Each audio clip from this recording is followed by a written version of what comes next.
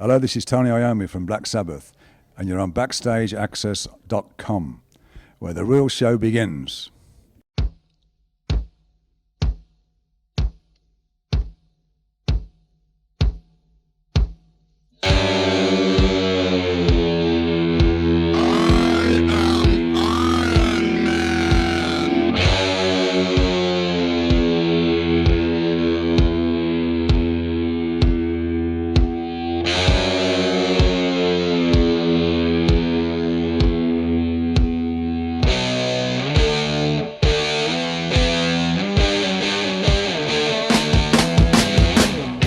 BackstageAxxess.com. We're here with a very special guest, a guy who doesn't even need an introduction, but I'm going to introduce him anyway. Some refer to him as a father of metal, created a genre that you're listening to right now called heavy metal, and we're here with the one and only Mr. Tony Iommi. Tony, how you doing? Thank you. Fine.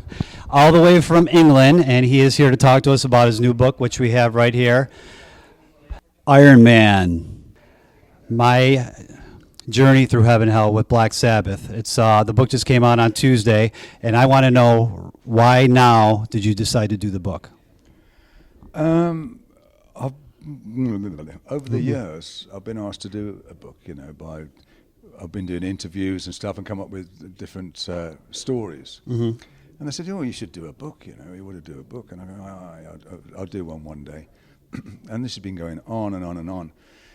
And about 2.5 years ago, I thought, well, I was asked again, would you do a book? I thought, well, I've got the time now. I can start doing it. So we started doing, it's been over a long period doing this. And so that was it. So there's the book.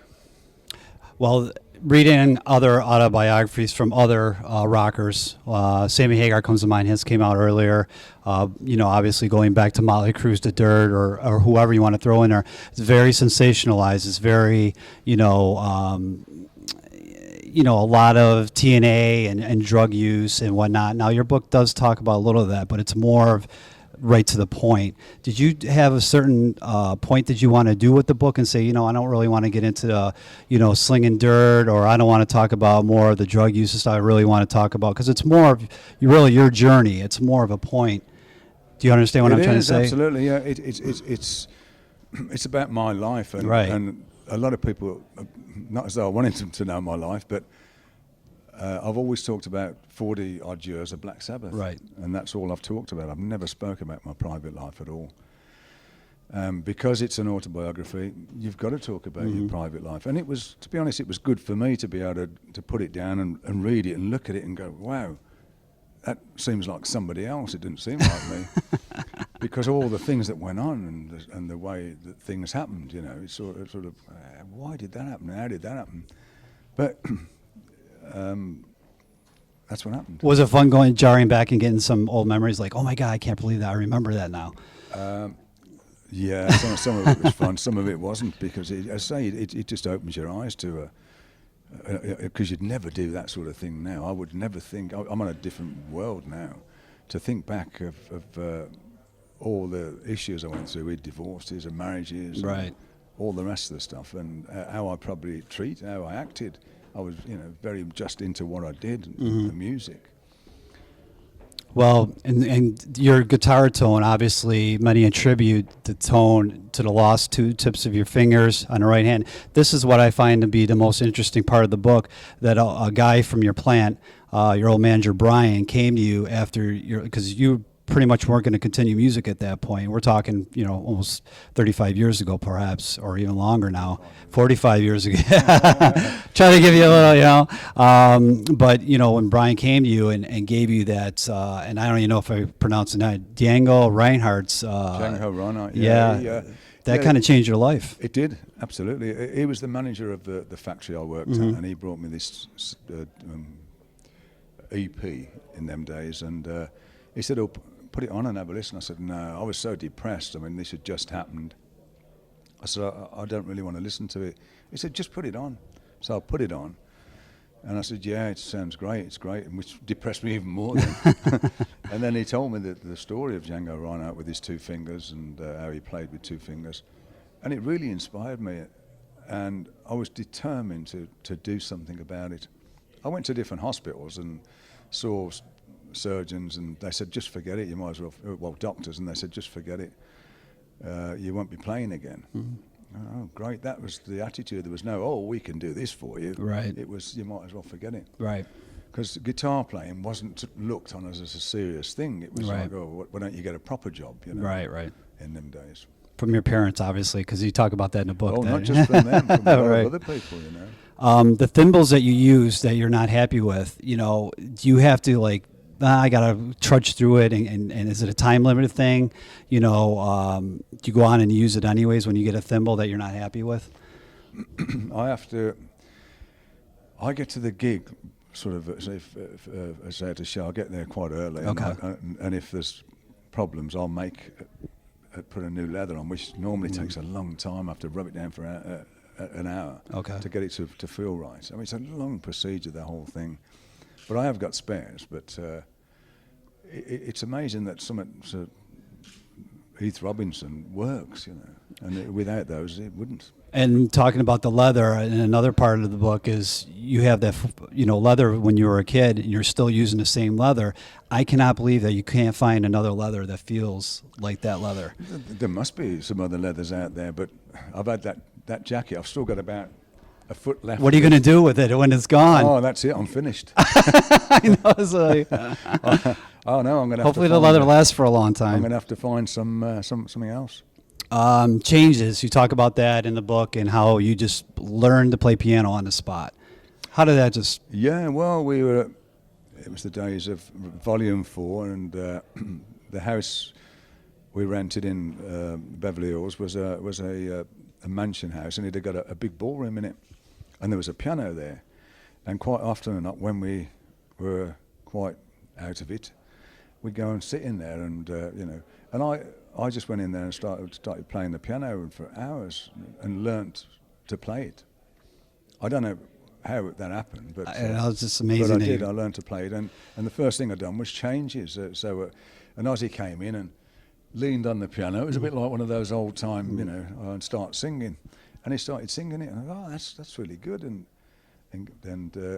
Geezer then started playing mellotron. We got a mellotron in it and played the string section, and that was it, and we recorded it.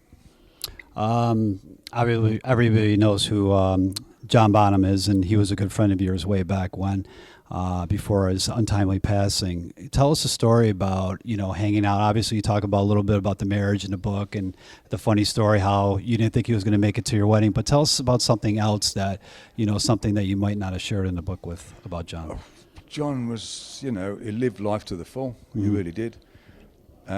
Like Keith Moon did. Right. Same sort of thing. And he loved his cars. He loved fast cars. And he bought a car off Jeff Beck this one time, a hot rod. And he said to me, come on, I want to take you in my new car. So I got in this car, which was this hot rod thing. And it took off, and the front lifted up, and we went down on two wheels down the road. And I nearly had a fit. It was unbelievable. I mean, that's the sort of, he loved it, you know, he loved all that sort of stuff. I mean, I like speed, but that was a little bit too much, you know. In the book, you talk about it was the other person was dubbed Tony's twin, a guy who used to come out and kind of look like you, I guess, and used to follow you to all the gigs. And you talk about him in the book. Now, was there a person that tried to do? What's basically the most unusual thing that a fan has tried to do to meet you? Oh, you name it, they've done it. Give me one. I won't even go into some of it. Well, I had one guy phone up and said he was my son, and I didn't answer the phone. It was my ex-wife answered the phone, my ex-wife, and she went, "What do you mean you're his son?" "I'm his son." And she said, "Your son's been on the phone." I went, "My son? What are you on about?" And it was, I think, a case of wanting to meet me. You know? Right. Very interesting. So I'm assuming that never happened. You just kind of blew that one off, right? Well, you know, you've got to, haven't you? Probably better off that you did. You have all these riffs stored. Obviously, you're a riff machine. Everybody knows that because all these amazing riffs. You talk about that in a book that, you know, you have these kind of in storage, so to speak. What are you eventually going to do with those? Can you put a box set out possibly of just all these different riffs? Or are you going to, sell them off to other musicians or whatever? I mean, what's your plan with all these riffs? I don't really have a plan with them. It was just at the time I'd put them down on the computer and then transfer them to the CD into the box, and there they'd stay. And I probably wouldn't even go back to them, because usually if I'm working on a project, I'll write for that project and write there and then. So if a time comes and I get writer's block, I know where I can go. No, there's literally thousands of them. Whether they're good or not, I don't know. There are probably some good ones. But I do have a lot of riffs, a lot of hours spent doing them, So are we ever going to, as Sabbath fans and Tony Iommi fans, are we going to see the light of day of a lot of those, or you just don't know, basically is what you're saying? Maybe I should release a CD of riffs and somebody can make their own songs up. Speaking about Sabbath, what do the other guys think about the book? I don't know yet, because I haven't spoke to them about it. Okay. I'll find out next week. I'm going to LA tomorrow. I'll find out. Okay. But of course, it's only been out here a couple of days. Right. And Ozzy's been doing his book tour, and so I'm sure they've probably got a copy by now. So they'll probably never talk to me again. I haven't said anything bad. I mean, I've just said that what happened. Right. And speaking about Sabbath, everybody's talking about the rumors about you guys, possibly getting together. Have you guys actually rehearsed at all in the last couple months? We had a knock, as one would say, where we said, let's have a go and see what happens, and we had to play together to see if we could all still play together again. And it was good fun, and that was sort of where it stopped. And we're in talks now, and we'll see what happens. A lot of managers, when everybody gets their hands involved, it's a right? long procedure. Yeah. It's not as easy as the band saying, yeah, we're going to do it, because there's everything involved. There's 4 managers and lawyers and record companies. And you, on a personal note, I believe you signed out with Mike Fleiss, a producer, to do some movie music, I believe, correct? Yeah, that's right. And you could tell us about that? Yeah, I signed with him to do 3 movies. I've got to do 1 first. So we'll see. He's in the process of doing that now, of having somebody's writing the movie, and then I'll get to see it, and then see the script, and then see what we're going to do musically for it. So do you see? If I get the time. Well, as I say, obviously, if you have the time, but what are we looking at? 2012 for that, possibly? I've no idea. You don't have any, so there's no time limit, no, timeline, I should say. He's probably got a time limit, but I haven't. I don't even know if you've ever been asked this, but obviously, being over, from London, or from England, I should say Birmingham, have you ever been approached to be knighted? I think you should be. You got Sir Paul, Sir Elton. Why not Sir Tony? I don't know. You know what? It's funny now, because things are happening more so in the last few years than they ever have, with getting awards and getting this and getting a star and Grammys, and it's weird, It took all them years before it all started happening. I mean, it took bloody 30 odd years before we got a Grammy for Iommi. It's a test. We want to see if you're going to be here. I think it is. So you never know. I don't know. If it happens, it happens. Well, the Queen and her, I don't know how that works, but I think like creating, something that everybody truly loves, and a lot of people all over the world. And if it can happen to Sir Paul and Sir Elton and Sir Mick, it should be Sir Tony. But we did play for the Queen, Ozzy and myself, at Buckingham Palace a few years ago for the 50th anniversary thing. So she probably won't now. But we go, no, not him. Wrapping up here, obviously, Tony was gracious enough to talk to us at BackstageAxxess, and he's got to do a couple book signings. What can the fans expect from Tony Iommi in 2012? A lot, I think. If I don't drop dead, I'm intending on doing quite a bit of music and albums, and hopefully a tour. Black Sabbath tour or solo tour? I don't know yet. We'll see. We'll see. Something will happen in 2012. Check out the book. It's right here, and you can pick it up at your bookstores. Tony Iommi right here, his own book. First book, biography, autobiography. And last, My Journey Through Heaven and Hell, his story with Black Sabbath. We want to thank Tony Iommi for talking to us at BackstageAxxess.com. Definitely check him out on the road doing his book signings.